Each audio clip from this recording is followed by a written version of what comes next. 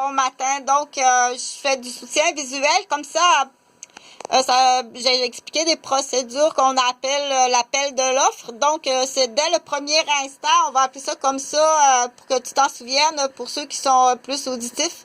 Dès le premier instant, des offres qu'on dit qui sont en lien avec qu'il faut réfléchir à la ligne, à la chaîne des conséquences selon l'offre qui est demandée, qui fait l'offre et dans l'acceptation de l'offre. Donc, je vais prendre une situation autant que possible. S'il y en a qui dit que tu fais un vrai montage, je ne sais pas si c'est légal de faire le vrai montage, c'est à vérifier. Sinon, il y a des gens qui le font volontairement, là, ils vont dire, oh mon Dieu, non, c'est pas vrai, va pas là, puis ils vont te rappeler de tout ce que tu vas gâcher à côté, là, si tu vas là, tout ce que tu vas gâcher, fais pas ça, ok? Donc, il y a des gens qui le font volontairement, puis il faut continuer, mais d'un autre, il y a quelqu'un qui peut vouloir vengeance ou être très fâché si tu les empêches à leur plan Victoria, parce que il y a des gagnants puis il y a des perdants. Donc bien entendu, il y a rien de malhonnête. Il y a absolument rien de malhonnête. C'est tout simplement, je vais commencer l'histoire de cas.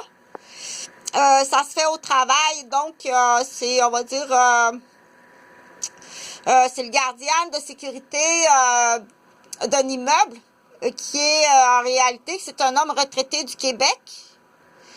Dans sa première, il est retraité. C'est un homme d'affaires assez fortuné qui est retraité. Puis, étant donné pour passer le temps, là, il est agent de sécurité dans un bloc.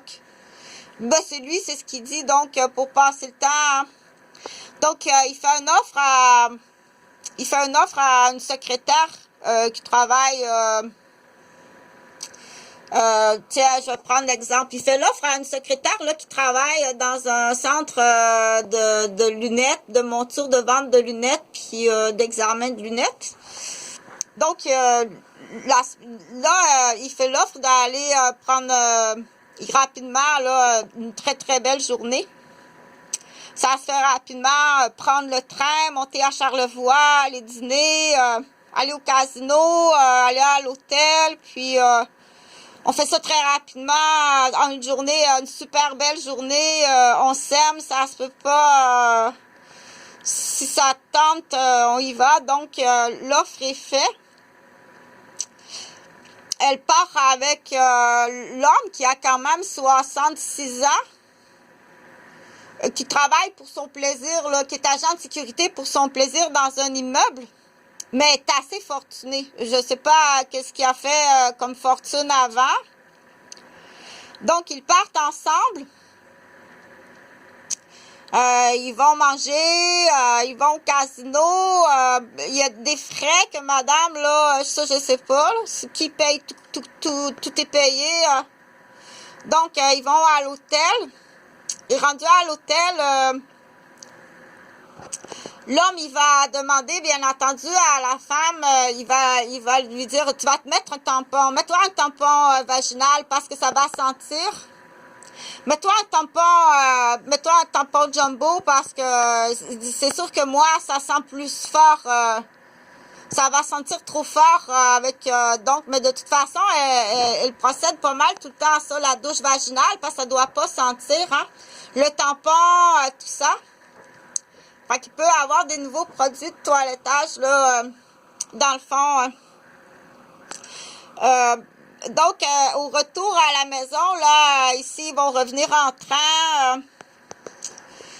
Ici, ça se peut qu'il y ait eu, là, du jeu qu'on appelle en dessous de la table. Ça, je connais pas ça. Je vais pas au casino jamais.